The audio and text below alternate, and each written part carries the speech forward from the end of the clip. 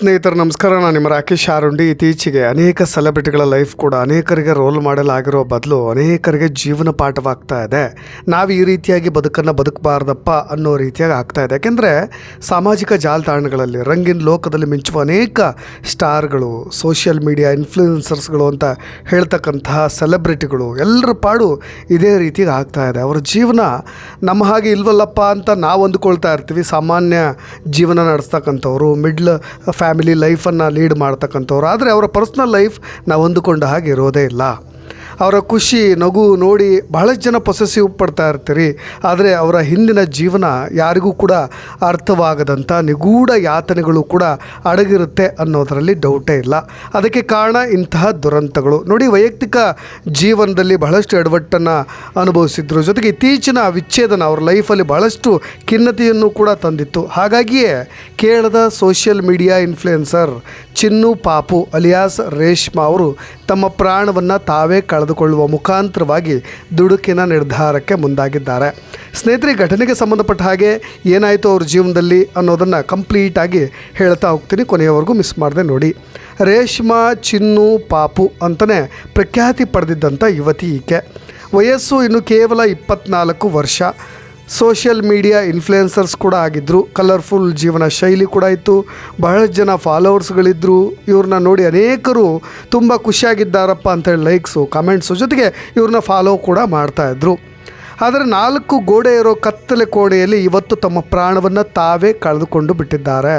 ನಿಗೂಢ ರೀತಿಯಲ್ಲಿ ಪ್ರಖ್ಯಾತ ಸೋಷಿಯಲ್ ಮೀಡಿಯಾ ಇನ್ಫ್ಲುಯೆನ್ಸರ್ಸ್ ತಮ್ಮ ಪ್ರಾಣವನ್ನು ಕಳೆದುಕೊಂಡಿರ್ತಕ್ಕಂಥ ಘಟನೆ ಕೇರಳದ ಕಾಸರಗೋಡಿನಲ್ಲಿ ನಡೆದಿರೋದು. ಉಳಿಯ ತಡ್ಕದಲ್ಲಿರ್ತಕ್ಕಂಥ ತಮ್ಮ ಬಾಡಿಗೆ ಮನೆಯ ಕೋಣೆಯೊಳಗೆ ಈ ರೀತಿಯಾದಂಥ ದುರಂತ ನಡೆದು ಬಿಟ್ಟಿದೆ. ಅಕ್ಕಪಕ್ಕದವರು ತಕ್ಷಣವೇ ಅವ್ರನ್ನ ಹತ್ತಿರದ ಆಸ್ಪತ್ರೆಗೆ ಸಾಗಿಸ್ಬಿಟ್ರು. ಎಲ್ಲೋ ಒಂದು ಕಡೆ ಅವ್ರಿಗೂ ಕೂಡ ನಿಟ್ಟುಸಿರು ಬಿಡ್ತಾಯಿದ್ರು, ಬದುಕಲಪ್ಪ, ಈ ಥರದೊಂದು ದುರಂತದ ಸುದ್ದಿಯನ್ನು ನಾವು ಕೂಡ ಕೇಳದೇ ಇರಲಿ ಅನ್ನೋ ರೀತಿಯಾಗಿ. ಆದರೆ ಆಸ್ಪತ್ರೆಗೆ ತಲುಪುವಷ್ಟರಲ್ಲಿ ಅವರ ಪ್ರಾಣ ಪಕ್ಷಿ ಇಹಲೋಕವನ್ನು ತ್ಯಜಿಸಿಬಿಟ್ಟಿತ್ತು. ಅದಾದಮೇಲೆ ವೈದ್ಯರು ಕೂಡ ಖಚಿತಪಡಿಸಿದರು. ಒಂದು ರೀತಿಯಾದಂಥ ಅವರ ಕುಟುಂಬದಲ್ಲಿ ಸ್ಮಶಾನ ಮೌನ ಆವರಿಸಿಬಿಡ್ತು. ಆದರೆ ಅವರು ಪ್ರಾಣವನ್ನು ಕಳೆದುಕೊಳ್ಳಲಿಕ್ಕೆ ಇರ್ತಕ್ಕಂಥ ಕಾರಣ ಇನ್ನೂ ಕೂಡ ನಿಗೂಢವಾಗಿದೆ. ನಾನು ಆರಂಭದಲ್ಲೇ ಹೇಳ್ತಾ ಇದ್ದೆ, ಅವರ ನಿಜ ಹೆಸರು ಕೆ ರೇಷ್ಮಾ ಅಂತೇಳಿ. ಅನೇಕರು ಚಿನ್ನು ಪಾಪು ಅವರವ್ರದ್ದೇ ಹೆಸರುಗಳಿಂದ ಅವರು ಕೂಡ ಕಾಸರಗೋಡಿನ ಕೇರಳ ಶೈಲಿಯ ಮಾತುಗಳನ್ನು, ಒಂದು ರೀತಿಯಾದಂಥ ಒಂದು ಕ್ಯಾಚಿ ಕನ್ನಡ ಅಂತ ಹೇಳಿ ಕರಿತೀವಲ್ವ, ಆ ರೀತಿಯಾಗಿ ಮಾತನಾಡ್ತಾ ಭಾಳಷ್ಟು ಜನರ ಮನಸೂರೆಗೊಂಡಂಥವ್ರು. ಮೂಲತಃ ಅಡೂರಿನವರಂತೆ. ಆದರೆ ಈ ರೀತಿಯಾಗಿ ಸಾವಿಗೀಡಾಗುವ ಸಮಯದಲ್ಲಿ ಕಾಸರಗೋಡು ನಗರದ ಬಳಿ ಬಾಡಿಗೆ ಮನೆಯಲ್ಲಿ ಒಬ್ಬರೇ ವಾಸ ಮಾಡ್ತಾಯಿದ್ರು. ನಾನು ಆರಂಭದಲ್ಲಿ ಹೇಳ್ತಾ ಇದ್ದೆ ನೋಡಿ, ಮಾನಸಿಕವಾಗಿ ಎಷ್ಟು ಜರ್ಜರಿತರಾಗಿಬಿಡ್ತಾರೆ ಅಂತ. ಅವರ ಸೋಷಿಯಲ್ ಮೀಡಿಯಾ ಖಾತೆಗಳಲ್ಲಿ ಬಹಳಷ್ಟು ಜನರು, ಲಕ್ಷಾಂತರ ಜನರು ಅವ್ರನ್ನ ಫಾಲೋ ಮಾಡ್ತಾ ಇರ್ತಾರೆ. ಒಂದು ದೊಡ್ಡ ಬಳಗವೇ ಇರುತ್ತೆ. ಆದರೂ ಕೂಡ ಇಷ್ಟೆಲ್ಲ ಫಾಲೋವರ್ಸ್ಗಳಿದ್ದರು. ತನ್ನದೇ ಆದಂಥ ಒಂದು ದೊಡ್ಡ ಬಳಗವನ್ನು ಕೂಡ ಹೊಂದಿದ್ದರು. ಅವರಿಗೆ ಸಾಂತ್ವನ ಹೇಳುವಂಥ ಒಬ್ಬರೇ ಒಬ್ಬರು ಸಂಗಾತಿಗಳನ್ನು ಅಥವಾ ಕಂಪ್ಯಾನಿಯನ್ ಅಂತ ಹೇಳಿ ಕರಿತೀವಲ್ಲ, ಅವ್ರನ್ನ ಯಾರೂ ಕೂಡ ಹೊಂದಿರಲೇ ಇಲ್ವಾ ಅಂತ ಅನಿಸ್ಬಿಡುತ್ತೆ. ಭಾಳಷ್ಟು ಶಾರ್ಟ್ ವೀಡಿಯೋಗಳಿಂದ, ರೀಲ್ಸ್ಗಳ ಮುಖಾಂತರವಾಗಿ, ಇನ್ಸ್ಟಾಗ್ರಾಮ್ನಲ್ಲಿ ಹಾಕೋದ್ರ ಮುಖಾಂತರವಾಗಿ ಚಿರಪರಿಚಿತರಾದಂಥ ಒಬ್ಬ ಮಹಿಳೆ. ಅವರ ಕಂಟೆಂಟ್ ಭಾಳಷ್ಟು ಸಿಂಪಲ್ ಆಗಿರ್ತಿತ್ತು, ಸ್ಥಳೀಯವಾಗಿರ್ತಿತ್ತು, ಲೋಕಲ್ ಲ್ಯಾಂಗ್ವೇಜ್ನ ಬಳಸ್ಕೊಳ್ತಾ ಇದ್ದರು. ಇನ್ನು ಕಾಸರಗೋಡು ಸುತ್ತಮುತ್ತಲು ಬಹಳಷ್ಟು ಜನರಿಗೆ ಕನೆಕ್ಟ್ ಆಗಿದ್ದರು. ಅಲ್ಲಿನ ಸ್ಥಳೀಯ ಜಾಗಗಳು, ಅಲ್ಲಿನ ಮಾರ್ಕೆಟ್ ಇರ್ಬೋದು, ಅಲ್ಲಿನ ಲೋಕಲ್ ಪ್ಲೇಸಸ್ಗಳಿರ್ಬೋದು, ಎಲ್ಲವೂ ಕೂಡ ಬಹಳಷ್ಟು ದೈನಂದಿನ ಬದುಕಿಗೆ ಹತ್ತಿರವಾಗ್ತಂತಹ ಕಂಟೆಂಟನ್ನೇ ಅವರು ಮಾಡ್ತಾಯಿದ್ರು. ಇನ್ನು ಈ ಚಿನ್ನು ಪಾಪು ಪ್ರಮುಖವಾಗಿ ತುಳು ಮತ್ತು ಮಲಯಾಳಂ ಭಾಷೆಯಲ್ಲಿ ಮಾಡಿದಂಥ ವಿಡಿಯೋಗಳಿಂದ ಹೆಚ್ಚು ಜನಪ್ರಿಯರಾಗ್ತಾಯಿದ್ರು. ಯಾಕಂದರೆ ಬಾರ್ಡರ್ ನಿಮಗೆ ಗೊತ್ತಿರೋ ಹಾಗೆ ಕೇರಳ ಮತ್ತು ಕಾಸರಗೋಡು. ಅವರು ಹೆಚ್ಚಾಗಿ ಕನ್ನಡಕ್ಕಿಂತ ಏನಾದರೂ ತುಳು ಭಾಷೆಯನ್ನು ಬಳಸ್ಕೊಂಡು ಅಥವಾ ಮಲಯಾಳಂ ಭಾಷೆಯಲ್ಲಿ ಮಾಡಿದಂಥ ವೀಡಿಯೋಗಳು ಹೆಚ್ಚು ವ್ಯೂಸ್ಗಳನ್ನು, ಹೆಚ್ಚು ಲೈಕ್ಸ್ಗಳನ್ನು ಪಡೆದುಕೊಳ್ತಾ ಇತ್ತು. ಅವರ ಈ ಸ್ಟೈಲೇ, ಅವ್ರ ಮ್ಯಾನರಿಸಮ್ ಏನಿದೆಯಲ್ಲ, ಅದು ಬಹಳಷ್ಟು ಜನರಿಗೆ ಬೇಗ ಕನೆಕ್ಟ್ ಆಗ್ತಾಯಿತ್ತು. ಸಹಜವಾಗಿರ್ತಾ ಇದ್ದಿದ್ದರಿಂದ, ತುಂಬ ನ್ಯಾಚುರಲ್ ಆಗಿರ್ತಾ ಇದ್ದಿದ್ದರಿಂದ ಬಹಳಷ್ಟು ಬೇಗ ಕನೆಕ್ಟ್ ಆಗ್ತಾಯಿತ್ತು. ಇನ್ನು ಅವ್ರ ಕ್ಯಾಮ್ರಾ ಮುಂದೆ ಅವರದ್ದೇ ಆದಂಥ ಸಹಜ ಶೈಲಿ, ಅದೇ ರೀತಿಯಾದಂಥ ಒಂದು ಹಾಸ್ಯ ಪ್ರಜ್ಞೆ, ಜೊತೆಗೆ ಅದೇ ಸಿಂಪ್ಲಿಸಿಟಿ ಎಲ್ಲವನ್ನು ಕೂಡ ಜನರು ಮೆಚ್ಚಿಕೊಂಡಿದ್ದರು. ಆದರೆ ಯಾಕೆ ಹೀಗಾಯಿತು ಅನ್ನೋ ಕುತೂಹಲ ಜನರಿಗಿದೆ. ಈಗಾಗಲೇ ಅನೇಕ ಪ್ರಶ್ನೆಗಳು ಹೇಳ್ತಾ ಇದೆ. ಯಾಕೆಂದರೆ ಅವರ ವೈಯಕ್ತಿಕ ಜೀವನ ಸರಿ ಇರಲಿಲ್ಲ. ಇತ್ತೀಚೆಗೆ ಡಿವೋರ್ಸನ್ನು ಪಡೆದುಕೊಂಡಿದ್ದರು. ಹಾಗಾಗಿ ಅವ್ರ ಕುಟುಂಬದಲ್ಲಿ ಈ ರೀತಿಯಾದಂಥ ಮಾನಸಿಕವಾದಂಥ ನೋವನ್ನು ಅವರು ಅನುಭವಿಸ್ತಾ ಇದ್ದರು. ಆದರೆ ಅದನ್ನು ಯಾವುದನ್ನು ಕೂಡ ತೋರಿಸ್ಕೊಳ್ತಾ ಇರಲಿಲ್ಲ. ಇನ್ನು 4 ವರ್ಷದ ಮಗ ಕೂಡ ಇದ್ದಾನೆ. ಆದರೆ ಆ ಪಾಪು ರೇಷ್ಮಾ ಪೋಷಕರ ಜೊತೆಗೆ ವಾಸ ಮಾಡ್ತಾ ಇದೆ. ಇವ್ರ ಕುಟುಂಬ, ಇವ್ರ ಫ್ಯಾಮಿಲಿ ನೋಡಿ, ಪ್ರೀತಿ ಹೇಗೆ ಶುರುವಾಯಿತು, ಮದುವೆ ಹೇಗಾದರೂ, ಬಟ್ ಈಗ ವಿಚ್ಛೇದನದ ಹಂತಕ್ಕೆ ಹೋಗಿದ್ದು ಹೇಗೆ ಅಂತ. ರೇಷ್ಮಾ ಅಲಿಯಾಸ್ ಚಿನ್ನು ಪಾಪು ಪ್ರೀತಿಸಿ ಮದುವೆ ಆದಂಥವ್ರು ಅನೇಕ ಭರವಸೆಗಳು ಕನಸುಗಳೊಂದಿಗೆ ಜೀವನವನ್ನು ಶುರು ಮಾಡಿದ್ರು. ಆದರೆ ಕೇವಲ 1 ತಿಂಗಳ ಹಿಂದೆ ಅಷ್ಟೇ ಅವರ ಜೀವನ ವಿಚ್ಛೇದನದಲ್ಲಿ ಅಂತ್ಯಗೊಳ್ತು. ನೋಡಿ, 1 ತಿಂಗಳ ನಂತರ ಅವರಿಗೆ ಒಂದು ದೊಡ್ಡ ಆಘಾತ ಕೂಡ ಆಗಿರ್ಬೋದು, ಏನೋ ಒಂದಿಷ್ಟು ಇಂಬ್ಯಾಲೆನ್ಸ್ ಆಗಿರುತ್ತೆ, ಅನೇಕ ಕಾರಣಗಳು ಕೂಡ ಇರ್ಬೋದು. ಅದನ್ನು ನಾವು ಸೂಕ್ಷ್ಮವಾಗಿ ಗಮನಿಸಿದಾಗ ಈ ರೀತಿ ಆಗುತ್ತೆ. ಆ ವಿಚ್ಛೇದನವೇ ಅವ್ರನ್ನ ಈ ರೀತಿಯಾಗಿ ಖಿನ್ನತೆಗೆ ತಳ್ಳಿರ್ಬೋದು ಅಂತ.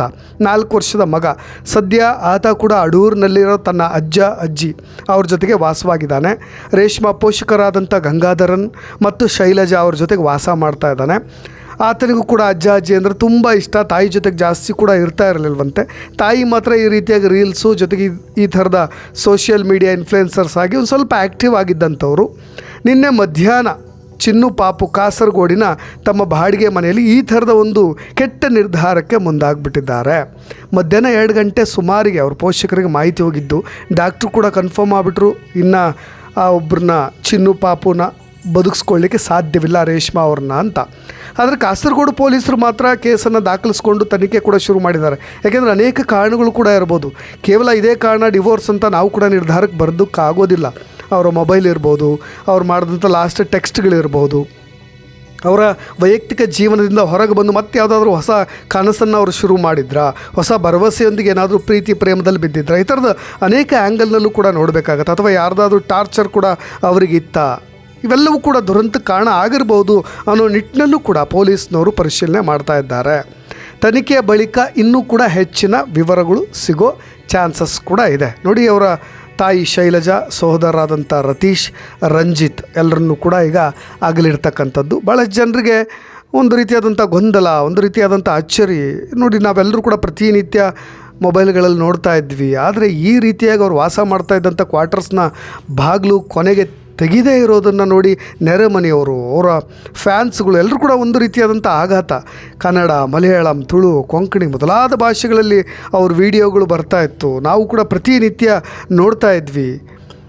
ಅಭಿಮಾನಿಗಳ ಪ್ರಚಾರದ ವಿಡಿಯೋಗಳು ಮತ್ತು ಶೂಟಿಂಗ್ನ ಭಾಗವಾಗಿ ಪ್ರಯಾಣ ಮಾಡಬೇಕಾದ್ರೂ ಅವರು ತುಂಬ ಬಿಡುವಿನ ಸಮಯ ಮಾಡಿಕೊಂಡು ಈ ಧಾರಾವಾಹಿಗಳಲ್ಲಿ ಅವ್ರು ಆ್ಯಕ್ಟ್ ಮಾಡ್ತಾಯಿದ್ರು ಕೂಡ ತಮ್ಮ ಲಕ್ಷಾಂತರ ಅಭಿಮಾನಿಗಳಿಗೋಸ್ಕರ ಈ ರೀತಿಯಾದಂಥ ಕಂಟೆಂಟ್ ಕ್ರಿಯೇಟ್ ಮಾಡೋದನ್ನು ಮಾತ್ರ ಅವ್ರು ನಿಲ್ಲಿಸಲಿರಲಿಲ್ಲ. ಆದರೆ ನೋಡಿ, ಘಟನೆ ಹಿಂದಿನ ದಿನ ಏನಾಯಿತು ಅನ್ನೋದನ್ನು ಕೂಡ ಅವರು ಅದೂರು ಆತನ ತಡ್ಕದ ಮನೆಯಲ್ಲಿದ್ದಂಥ ಅವ್ರ ಪೇರೆಂಟ್ಸ್ಗಳು, ಅವ್ರ ಕುಟುಂಬದವ್ರು ಹೇಳ್ತಾರೆ, ಯಾವಾಗಲೂ ಕೂಡ ಒಂದು ಕ್ಯಾಶುಯಲ್ ಮೆಸೇಜ್ ಬರ್ತಾಯಿತ್ತು ನಮ್ಮ ಕುಟುಂಬಕ್ಕೆ, ಅಥವಾ ಒಂದು ಫೋನ್ ಬರ್ತಾಯಿತ್ತು.